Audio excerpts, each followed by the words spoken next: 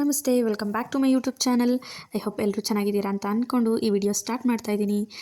ನಿನ್ನೆ ಅಡ್ಮಿಟ್ ಆಯಿತು, ಸೊ ಇದು ನೆಕ್ಸ್ಟ್ ಮಾರನೇ ದಿನದ್ದು ಬ್ಲಾಗ್ಸ್ ಕಂಟಿನ್ಯೂ ಮಾಡ್ತಾಯಿದ್ದೀನಿ. ನನ್ನ ಪರಿಸ್ಥಿತಿ ಅಂತೂ ಯಾರಿಗೂ ಬೇಡಪ್ಪ ದೇವ್ರೆ.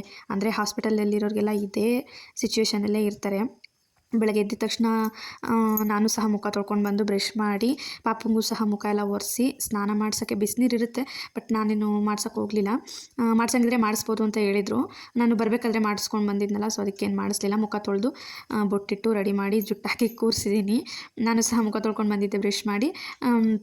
ಅವನನ್ನು ಆಟಾಡಿಸ್ತಾ ಇದ್ದೆ. ತಿಂಡಿ ಬಂದಿತ್ತು, ಆಲ್ಮೋಸ್ಟ್ ತಿಂಡಿ ತಿಂದು ಪಾಪುನ ಆಟ ಆಡಿಸ್ಕೊಂಡು ಕೂರಿಸ್ಕೊಂಡಿದ್ದೆ ಅದರೊಳಗಡೆ. ಮತ್ತು ತಲೆಯನ್ನು ಸಹ ಬಾಚ್ಕೊಂಡೇ ಇರಲಿಲ್ಲ. ಆ್ಯಕ್ಚುಲಿ ಹೇಳ್ಬೇಕಂದ್ರೆ ಮನೆಗೆ ಬರೋ ತನಕನೂ ತಲೆಗೆ ಬಾಚಣಿಗೆ ಅನ್ನೋದೇ ಹಾಕಿಲ್ಲ. ಸ್ನಾನ ಮಾಡ್ಕೊಂಡು ಹೋಗಬೇಕಾದ್ರೆ ಪಾಪು ನಾನು ಇಬ್ಬರೂ ಜಸ್ಟು ಸುತ್ತಬಿಟ್ಟು ಈ ಥರ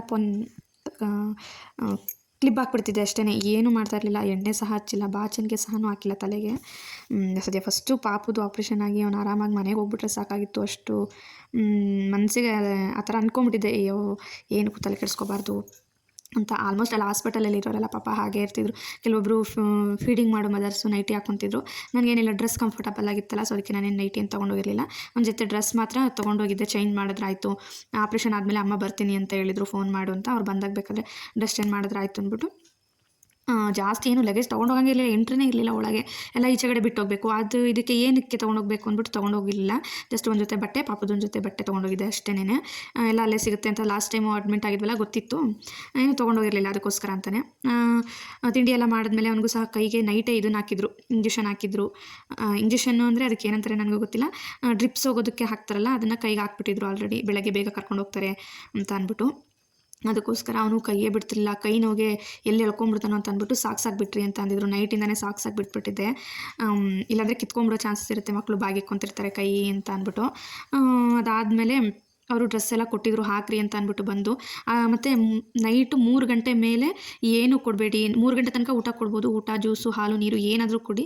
3 ಗಂಟೆ 4 ಗಂಟೆ ಮೇಲೆ 4 ಗಂಟೆ ಮೇಲಂತೂ ಏನೂ ಒಂದು ಡ್ರಾಪ್ ನೀರು ಸಹ ಕೊಡಬೇಡಿ ಪಾಪುಗೆ ಅಂತ ಹೇಳ್ಬಿಟ್ಟಿದ್ರು. ನೈಟ್ ಒಂದು 10 ಗಂಟೆಗೆ ಒಂದು ಸಲ ಊಟ ಮಾಡಿದ್ದ. 7:30 8 ಗಂಟೆಗೆ ಊಟ ಬಂದಾಗ ಅವಾಗ ಒಂದು ಸಲ ಊಟ ಮಾಡಿದ್ದ. ಊಟ ಏನು ಮಾಡಲ್ಲ ಅಂತ ಗೊತ್ತಿತ್ತು. ಹಾಲು ಒಂದು ಬಾಟ್ಲ್ ಎತ್ತಿಟ್ಕೊಂಡಿದ್ದೆ. ಹಾಲು ಊಟ ಮಾಡಿ ಆದಮೇಲೆ ಹಾಲು ಕುಡಿಸಿದ್ರಾಯ್ತು ಒಂದು ಹೊತ್ತಲ್ಲಿ ಅಂತ. ಹಾಲು ಕುಡ್ದಿದ್ದ, ನೀರು ಸಹ ಕುಡಿಸಿದ್ದೆ 3 ಗಂಟೆ 3:30 ಟೈಮಲ್ಲಿ. ಅದಾದಮೇಲೆ ಅವ್ರಿಗೆ ಏನೂ ತಿನ್ನಿಸಿರಲಿಲ್ಲ. ಆ ಊಟ ಇಲ್ದಿರೋದಕ್ಕೋ ಏನೋ ಸಿಕ್ಕಾಪಟ್ಟೆ ಹೇಳ್ತಿದ್ದ.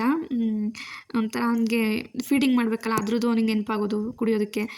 ತುಂಬ ಅಳ್ತಿದ್ದ. ಅದಕ್ಕೆ ಅವ್ನಿಗೆ ಎಷ್ಟು ಸಮಾಧಾನ ಮಾಡ್ತಿದ್ದ, ನನಗಂತೂ ಒಂದೊಂದ್ಸಲ ಅಳುನೇ ಬಂದ್ಬಿಡೋದು. ಅಷ್ಟು ಜೋರಾಗಿ ಅಳ್ತಿದ್ದ. ನನಗೆ ಹೇಳ್ಕೊಳಕ್ಕಾಗಲ್ಲ, ಹಂಗೆ ಅಳ್ತಿದ್ದ ನೆನಪಿಸ್ಕೊಂಡು.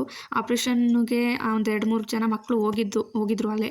ಒಂದು 8:30 9 ಗಂಟೆ ಟೈಮಲ್ಲೆಲ್ಲ ಬಂದು ಹೇಳ್ಬಿಟ್ಟು ಹೋಗಿದ್ರು. ಡ್ರೆಸ್ಸು ಸಹ ಕೊಟ್ಟೋಗಿದ್ರು. ಬಟ್ ಒಬ್ಬೊಬ್ಬರನ್ನೇ ಕರೀತಾರೆ. ಎಷ್ಟೊಂದು ಜನ ಮಕ್ಳು ಇರ್ತಾರಲ್ಲ, ಎಲ್ಲರಿಗೂ ಒಂದೇ ಸಮ ಮಾಡೋಕ್ಕಾಗಲ್ಲ. ಒಬ್ಬೊಬ್ಬರಿಗೆ ಕರೀತಾರೆ. ನಮ್ಮದು 4ನೇದೋ ಏನೋ ಇತ್ತು.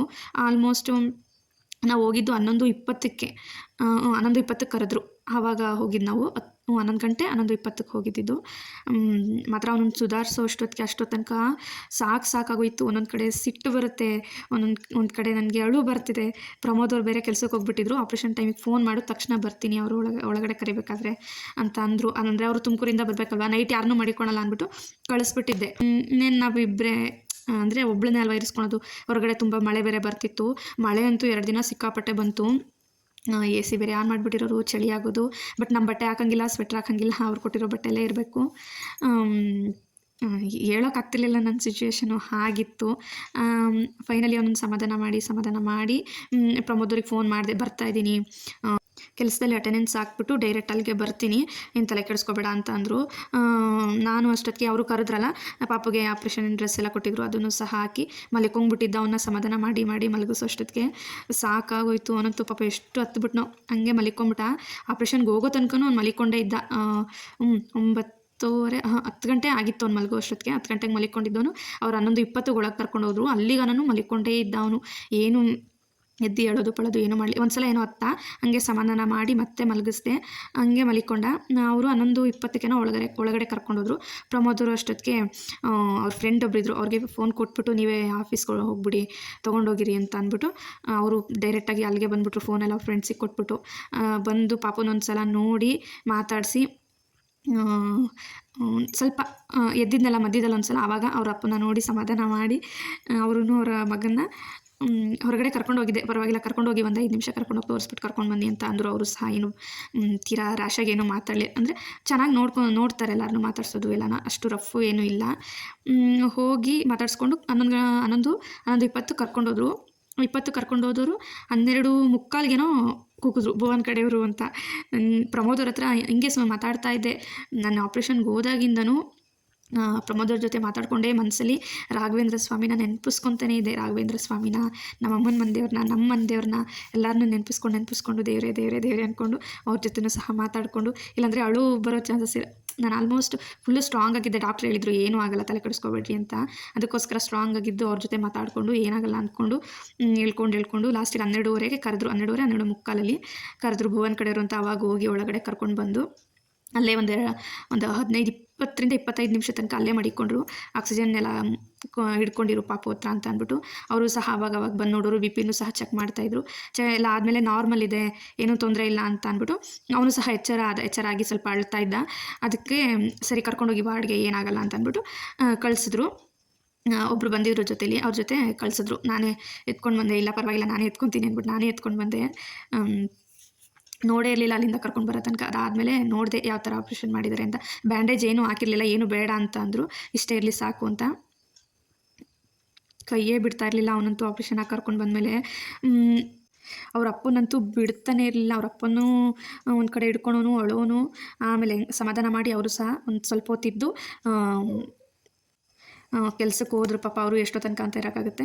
ಸಂಜೆ ಮೇಲೆ ಬರ್ತೀನಿ, ಒಂದು 6 ಗಂಟೆ 7 ಗಂಟೆ ಮೇಲೆ ಅಂತ ಅಂದ್ಬಿಟ್ಟು ಹೊರಟರು. ಅವರು ಸಹ ಅನಸ್ತೇಷ ಎಲ್ಲ ಹಾಕಿರ್ತಾರಲ್ಲ, ಇನ್ನೂ ಸ್ವಲ್ಪ ನಿದ್ದೆ ಮಂಪ್ರಲ್ಲೇ ಇದ್ದ. ಆಟಾಡ್ತಾ ಇದ್ದ, ಹಂಗೆ ನಿದ್ದೆ ಮಂಪ್ರಲ್ಲಿ ಹಂಗಂಗೆ ಮಲಿಕೊಳ್ಳೋನು, ಎಚ್ಚರ ಆಗೋನು, ಅಳೋನು. ಒಂದು 3 ಗಂಟೆ ತನಕ ಏನು ಕೊಡಬೇಡಿ ಅಂತಲೂ ಹೇಳಿದರು. ಆಮೇಲೆ ಬೇಕಾದ್ರೆ ಸ್ವಲ್ಪ ನೀರು ಹಾಲು ಎಲ್ಲ ಕೊಟ್ಬಿಟ್ಟು ಆಮೇಲೆ ಅವನೇನಾದರೂ ತಿನ್ನೋದಿದ್ರೆ ತಿನ್ನಿಸ್ರಿ, ಅಲ್ಲಿಗನ ಏನು ಕೊಡೋಕೆ ಹೋಗಬೇಡಿ ಅಂದಿದ್ರು. ಸ್ವಲ್ಪನೇ ನೀರು ಹಾಲು ಎಲ್ಲ ಕೊಟ್ಟೆ. ಏನೋ ವಾಮಿಟ್ ಏನೂ ಆಗಲಿಲ್ಲ, ಆರಾಮಾಗಿ ಊಟ ಮಾಡ್ಕೊಂಡಿದ್ದ. ಅದಾದಮೇಲೆ ಪ್ರಮೋದವರು ಸಹ ಬಂದಿದ್ದರು. ಅವ್ರ ಜೊತೆ ಒಂದು ಸ್ವಲ್ಪ ಹೊತ್ತು ಆಟಾಡ್ದ. ಅವ್ರದ್ದು ಒಂದು 15 ನಿಮಿಷ, ಅವರು ಹೊರಟೋದ್ರು. ಅದಾದಮೇಲೆ ಅಮ್ಮನೂ ಸಹ ಬಂದಿದ್ದರು. ಅಮ್ಮನ ಜೊತೆನೂ ಸ್ವಲ್ಪ ಹೊತ್ತು ಮಾತಾಡಿ, ಅವನ ಜೊತೆನೂ ನಮ್ಮಮ್ಮ ಸ್ವಲ್ಪ ಹೊತ್ತು ಮಾತಾಡಿಸಿ ಅವನನ್ನು. ಅವರು ಸಹ ಹೋದರು. ಅವ್ರು 5 ನಿಮಿಷ ಇದ್ದಿದ್ದು, ಅವ್ರನ್ನೂ ಇರೋಕ್ಕೆ ಬಿಡಲಿಲ್ಲ. ನೈಟ್ ಆಲ್ಮೋಸ್ಟ್ 7:30 8 ಗಂಟೆ ಆಗೋಗಿತ್ತು. ಅದಾದಮೇಲೆ ಊಟ ಎಲ್ಲ ಮಾಡಿಸಿ ಸುಮಾರು ಒಂದು 9:30 10 ಗಂಟೆ ಟೈಮಲ್ಲಿ ಮಕ್ಕಳು ಎಲ್ಲನೂ ಆಟಾಡ್ತಾಯಿದ್ರು. ಅವನು ಸಹ ಆಟಾಡ್ತಾ ಇದ್ದ. ನನಗೆ ಅವಾಗ ಸಮಾಧಾನ ಆಯಿತು. ಏನು ಅಂದರೆ ಸ್ವಲ್ಪ ಟಾಯ್ಲೆಟ್ ಮಾಡಬೇಕಾದ್ರೆ ಉರಿಯೋದಕ್ಕೋ ಏನಕ್ಕೋ, ಇವಾಗ ಗಾಯದ ಮೇಲೆ ಉಪ್ಪು ಬಿದ್ದರೆ ಹೇಗೆ ಉರಿಯುತ್ತೆ, ಅದೇ ಥರನೇ ಅವನಿಗೂ ಸ್ವಲ್ಪ ಟಾಯ್ಲೆಟ್ ಮಾಡಿದ್ರೆ ಉರಿಯೋದಕ್ಕೋ ಏನೋ ಸ್ವಲ್ಪ ಅಳೋನು. ಅದು ಬಿಟ್ಟರೆ ಆರಾಮಾಗಿ ಆಟಾಡ್ಕೊಂಡಿದ್ದ. 10 ಗಂಟೆ ಮೇಲೆ, ನೈಟ್ 10 ಗಂಟೆ ಮೇಲೆ ನನಗೆ ಅವಾಗ ಸಮಾಧಾನ ಆಯಿತು. ನಾನು ಸಹ ಊಟ ಮಾಡಿ, ಅಮ್ಮ ಹೋದ್ರಲ್ಲ, ಪಾಪಂಗೂ ಸಹ ಊಟ ಮಾಡಿಸಿದ್ದೆ ಆವಾಗಲೇ ಅಮ್ಮ ಇದ್ದಾಗ. ಅದು ಸಹ ಊಟ ಮಾಡಿ ಅವನ ಜೊತೆ ಆಟ ಆಡ್ಕೊಂಡಿದ್ದು. ಮಲಿಕೊಳ್ಬೇಕಾದ್ರೆ ನಾನು ಸ್ವಲ್ಪ ಮಲಿಕೊಂಬಿಟ್ಟಿದ್ನಲ್ಲ, ಕಂಟಿನ್ಯೂಸ್ ಒಂದು 3 ಗಂಟೆ ತನಕ ಮಲಿಕೊಂಡಿದ್ದ. 5 ಗಂಟೆ ತನಕನೂ ಮಲಿಕೊಂಡೇ ಇದ್ದ. ಅದಾದಮೇಲೆ ಅವನು ಎದ್ದು ಆಟಾಡ್ತಾ ಇರೋದು, ಊಟ ಎಲ್ಲ ಮಾಡಿ ಸರಿ ನಾರ್ಮಲ್ ಆಗಿದ್ದಾನಲ್ಲ ಅನ್ನೋದು ನನಗೆ ಸಮಾಧಾನ ಆಗಿ ಊಟ ಮಾಡಿ ಮಲಿಕೊಳ್ಳೋ ಅಷ್ಟೊತ್ತಿಗೆ ಒಂದು ಮಕ್ಕಳೆಲ್ಲ ಆಟ ಆಡ್ಕೊಂಡು ಮಲಿಕೊಳ್ಳೋ ಅಷ್ಟೊತ್ತಿಗೆ 11 ಗಂಟೆ ಆಗೋಗಿತ್ತು. ಒಬ್ಬೊಬ್ರದ್ದು ಒಂದೊಂದು ಥರ ಕಾಯಿಲೆಗಳು, ಹೇಳೋದಕ್ಕೆ ಒಂಥರ ಅಸಾಧ್ಯ. ಹಾಸ್ಪಿಟಲ್ಗೆ ಹೋದರೆ ಗೊತ್ತಾಗುತ್ತೆ. ಒಬ್ಬರು ಹೇಳ್ತಾರಲ್ಲ, ದೇವಸ್ಥಾನನೂ ಕೇಳಿಸ್ಕೊಂಡಿರಲ್ವಂತೆ, ದೇವಸ್ಥಾನದ ಗೋಡೆಗಳು ಕೇಳಿಸ್ಕೊಂಡಿರಲ್ವಂತೆ ಪ್ರೇಯರು.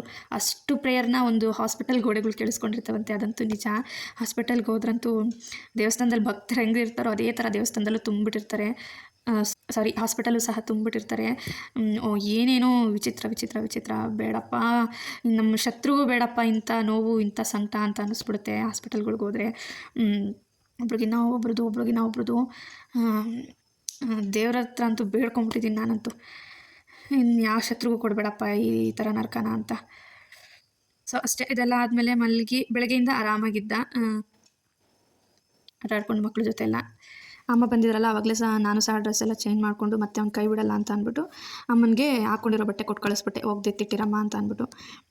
ನೈಟು ಒಂದು ಹೇಳಿದ್ನಲ್ಲ 11 ಗಂಟೆ ಮಲಿಕೊಂಡಿದ್ದು. ಬೆಳಗ್ಗೆ 6:30 7 ಗಂಟೆಗೆ ಎದ್ದ. ಮಧ್ಯದಲ್ಲಿ ಎಲ್ಲೂ ಎದ್ದಿರಲಿಲ್ಲ. 1-2 ಸಲ ಎದ್ದಿದ್ದ, ಫೀಡ್ ಮಾಡಿದೆ, ಹಾಗೆ ಮಲಿಕೊಂಡಿದ್ದ. ನೈಟ್ ಏನು ಕಾಟ ಕೊಡಲಿಲ್ಲ ಪಾಪ, ಚೆನ್ನಾಗಿ ಮಲಿಕೊಂಡಿದ್ದ.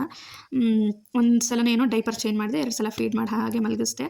ಬೆಳಗ್ಗೆ 6:30ಗೆಲ್ಲ ಎದ್ದ. ನಾವು ಸಹ ಎದ್ದು ಮತ್ತೆ ಮುಖ ತೊಳ್ಕೊಂಡು ಮಾಮೂಲಿ ಅವನಿಗೂ ಸಹ ಮುಖ ಎಲ್ಲ ಒರೆಸಿ ರೆಡಿಯಾಗಿ ಕೂತಿದ್ದು. ತಿಂಡಿ ಬರೋ ಟೈಮ್ ಆಗಿತ್ತು. ಅವನು ಚೆನ್ನಾಗಿ ಆಟ ಆಡ್ಕೊಂಡಿದ್ನಲ್ಲ, ನನಗದೇ ಒಂದು ಖುಷಿ ಆಗ್ತಾಯಿತ್ತು. ಅವನ ಜೊತೆ ನಾನು ಆಟ ಆಡ್ಕೊಂಡಿದ್ದೆ. ಏನಂದರೆ ಕೆಳಗೆ ಹೋದರೆ ಸ್ವಲ್ಪ ಓಡೋಗ್ತಾನೆ ಅಂತ ಅಂದ್ಬಿಟ್ಟು ಲಾಕ್ ಮಾಡಿ ಅಲ್ಲೇ ಮೇಲ್ಗಡೆ ಕೂರಿಸ್ಬಿಟ್ಟಿದ್ದೆ. ಆಮೇಲೆ ಪಾಪುಗೆ ಇಡ್ಲಿ ಕೊಟ್ಟಿದ್ರು, ನನಗೆ ಶಾವಿಗೆ ಕೊಟ್ಟಿದ್ರು. ಇಬ್ಬರು ಸಹ ಊಟ ಮಾಡಿದ್ವಿ.